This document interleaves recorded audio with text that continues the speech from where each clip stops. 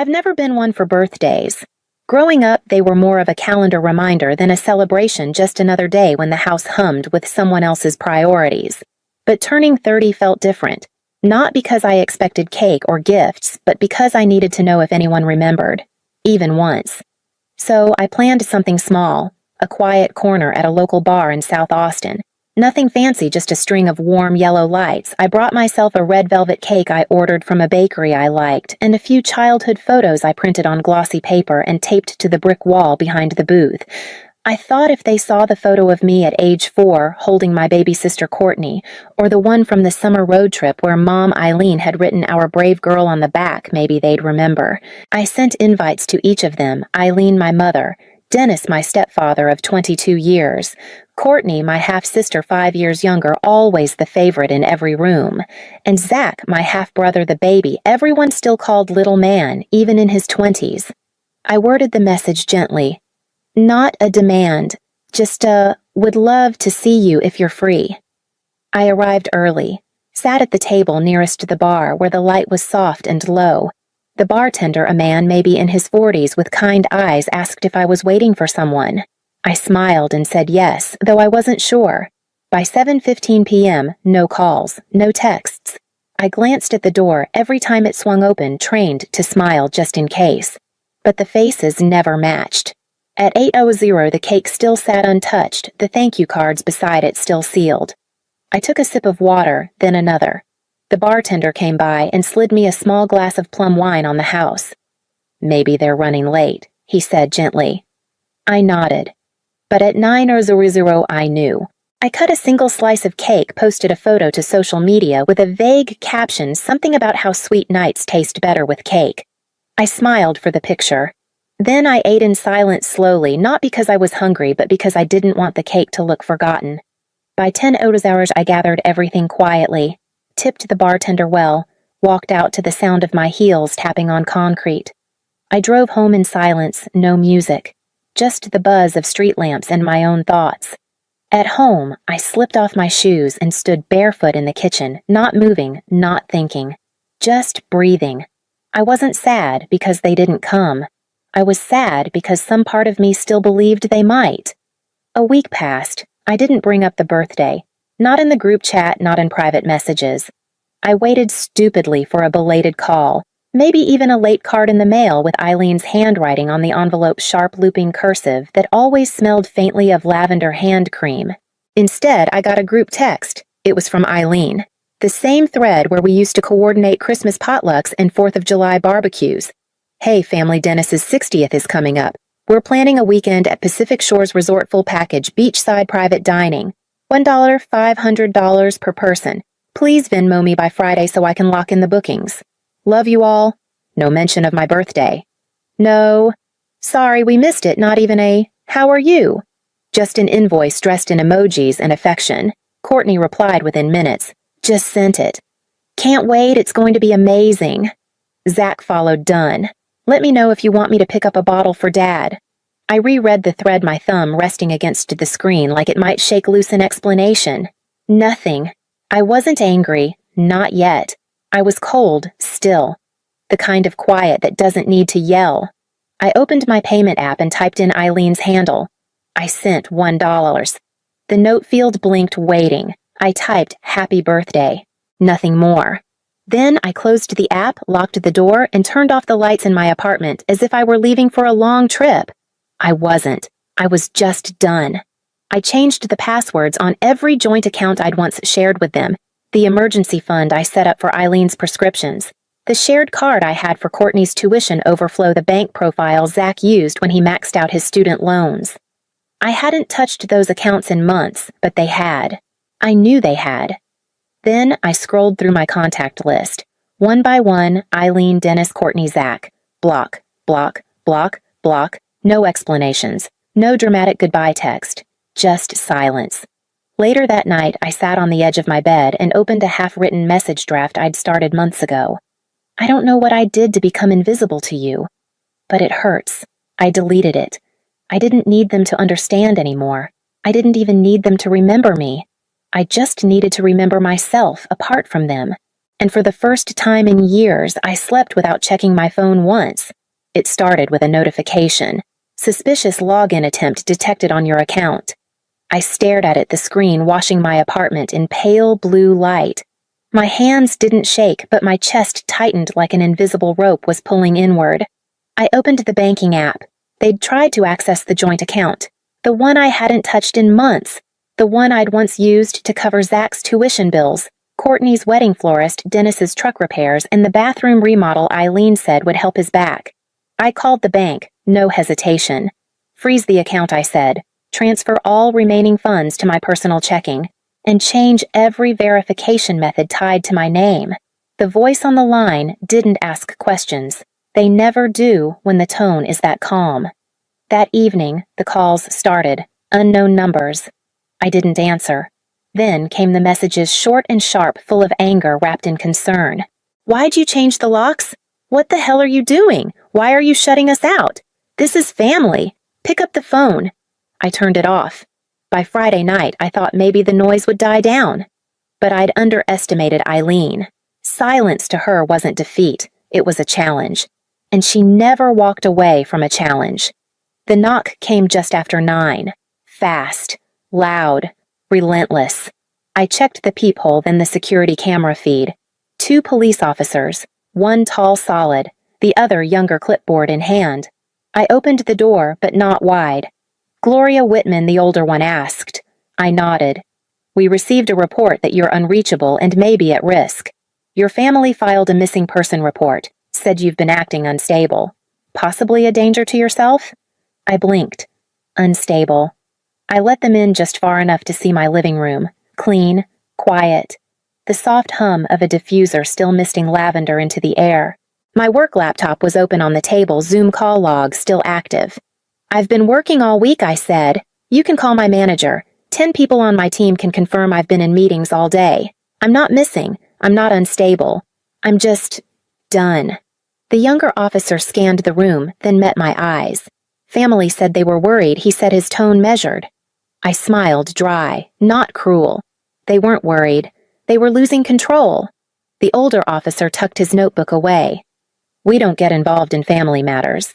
But if the contact continues and you feel harassed, you can file a restraining order. I nodded once. When they left, I didn't sit down right away. I just stood in the doorway, hand on the knob. My apartment was still warm, still mine. I never imagined the day my own family would weaponize concern like that. Not to find me, but to pull me back. Saturday came quietly. I was in the kitchen waiting for the kettle to boil when the pounding began. It wasn't a knock. It was fists, unapologetic, angry. I walked slowly to the door and checked the camera. Eileen, Dennis, Courtney, Zach, all 4 of them on my front step like some twisted portrait of unity. Eileen's mouth was a tight white line. Dennis stood with his arms crossed rigid. Courtney tapped furiously on her phone, likely recording. Zach looked like he'd rather be anywhere else, but he was still there. I didn't open the door right away. I turned on the speaker. What are you doing here? Eileen's voice cracked like a whip. Open the door, Gloria. Now. We need to talk. That's enough, I said evenly. Talk about what? How you tried to access my account, or how I was left out of Dennis's birthday plans but still got an invoice. Dennis stepped forward, his voice deep rehearsed. You're acting like a child. We're worried. And this is how you respond. I let out a short, dry laugh. Worried. You called the police and reported me missing. That's your version of concern. Courtney hit the door harder. Who do you think you are, ignoring our calls, freezing accounts, blocking your own mother? You're being dramatic again. I opened the door. I didn't let them in. I stood in the frame, shoulder against the wood body, still gaze steady. What do you want? I asked. I didn't soften the edge in my voice. Eileen met my eyes I'd inherited. Hers were rimmed red, but not from sadness. From rage. We're family, and you're treating me like some stranger. Maybe I said calmly, you never really knew me at all. Dennis's tone sharpened. You're being ungrateful. We raised you. We fed you. We gave you everything. I stepped forward, voice low. I started working when I was 16. I paid for my own car, my own tuition. I graduated with no loans because I took on 2 jobs. I gave Courtney her wedding, Zach his diploma, and you your second mortgage. What exactly did you give me besides obligation and silence? Eileen exploded. What about the nights I stayed up worrying about you? The credit cards I maxed every Christmas to make it feel like a home. And now you throw it all away over a birthday. Not over a birthday, I said sharper now. Over a decade of endurance. Every time I had a little extra, you had a new emergency. Every time I said I was tired, you said, "We're all tired." Every time I asked for space, you called it abandonment. Courtney sneered. You always play the martyr. You've got money now, and you act like we're parasites. I nodded slowly. Not the only one who struggled, but the only one who got exploited, and still called it love. Dennis tried one last time tone lowering like a peace offering. We just want things to go back to normal. Families fight. This is just a misunderstanding. I shook my head. It's not a misunderstanding. It's a pattern. A one-sided economy of love. And I'm bankrupt. Eileen stepped forward. Fine, walk away. But don't come crawling back when you're alone and out of options. I didn't flinch. If I have to choose between being alone or being used, I choose alone. She opened her mouth again, but Dennis pulled her back. Courtney gave me a look like I'd just set fire to our entire childhood. Maybe I had. I shut the door, quietly, fully, for good. 2 days after I closed the door in their faces, I got an email. Not from them, from the bank. Co-borrower consent required for mortgage refinancing on property located at 11 and 75 Shoreline Drive. I stared at the screen, then reread it. 1175 Shoreline. Their house. The one Eileen and Dennis had begged me to co-sign for 6 years ago when another loan had fallen through. I still remembered the late-night call, Eileen sobbing Dennis in the background, mumbling something about being too old to start over. Back then, I had told myself, you're in a good place. You can help. It's family. But now, they were trying to refinance it again without even asking. I didn't feel shocked. Just hollowed out. I called my attorney, Elaine Foster, the same woman who helped me navigate a financial mess when I briefly worked in real estate. They're trying to refinance without my consent, I told her. I want it blocked. Her voice was calm but clipped. Send me the original agreement title deed and any emails. I'll freeze all transactional rights tied to your name immediately. I didn't stop there. I opened a new draft in my inbox and typed subject request for personal financial audit family support expenses past 7 years. I sent it to my accountant with a list I'd kept in the Notes app on my phone. Quiet entries over the years jotted down more out of survival than resentment.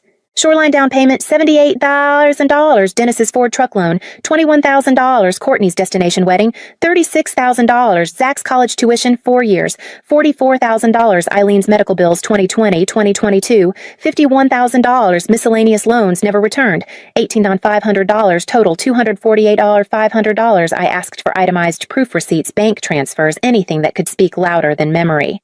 3 days later, the audit was complete. It came in a clean spreadsheet with color-coded tabs and PDFs attached for each item. I opened it slowly, like peeling the dressing off a wound I wasn't ready to see. I stared at the number again. Not because I wanted it back, but because I needed to see it for what it was not, generosity. Not love. Just the cost of being in a family where only one person ever paid. I reopened the family group chat, long dormant now, and dropped the file. No greeting, no context. Just 5 words, I want it all back. The thread exploded within the hour. Eileen, have you lost your mind? Who does this to their own family? Courtney, are you serious? You're counting every penny, like we're strangers. Zach, I'm working double shifts to survive, and now you want blood money? Dennis, finally. You're tearing this family apart. Your mother hasn't slept in days. I didn't answer any of them. Instead, I emailed Elaine again. If they can't buy out my share of the house I wrote, I want to withdraw. Force a sale. 10 minutes later, she called. Are you sure? Yes. They might turn on you completely. They already did. Elaine's office sent the formal notice on a Monday morning. To Eileen Whitman and Dennis Harper, re-withdrawal of capital interest in jointly owned property at 1175 Shoreline Drive. It was short, direct. If they couldn't buy out my share, we'd proceed with a forced sale. Their reaction came faster than I expected. First, a message from Courtney. "You're really going to put Mom back in that rundown apartment from before. You're not just cold, Gloria. You're cruel." I didn't reply. They called me selfish. Me, the daughter who'd sent money monthly without being asked, who'd paid for everything from Zach's textbooks to Dennis's dental implants. Now, because I wanted my name off a house I never lived in, I was the villain. That night, the only message that gave me pause came from Eileen.